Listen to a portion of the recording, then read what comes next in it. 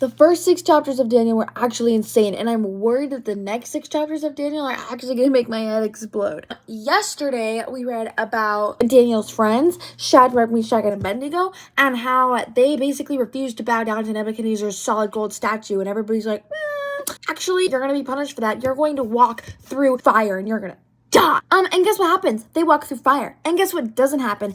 They don't die because the Lord kept the fire away from them, not a scorch mark on their bodies.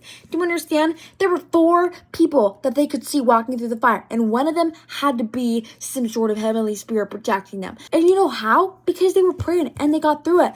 And then, moving on, Daniel has some pretty bad news for the king. There's like this writing on the wall and nobody can interpret it, but Daniel can. And so Daniel is basically like, I'm prophesying your doom. And all the officials are like, we gotta get rid of this guy. We don't like hearing about how we're gonna be failures. And so they attack his faith, and it ends up putting him in a lion's den. And he's supposed to die. He's supposed to be by the lions. And guess what doesn't happen? He doesn't get killed by the lions. Actually, the Lord shut the mouths of the lions, and he made it out alive. Isn't that insane and so cool?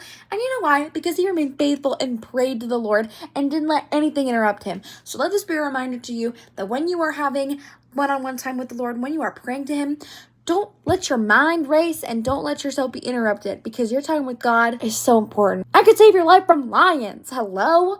And then we are moving on to the prophesying part of Daniel. And it's really, really making me wish I had some better understanding of Revelations. Like, I've studied it before a little bit in like other like Bible groups and stuff, but I have never like sat down and fully tried to understand it myself. And I'm a little nervous to read Revelations, and I'm a little nervous to read the rest of Daniel because it's talking about a lot of prophecy.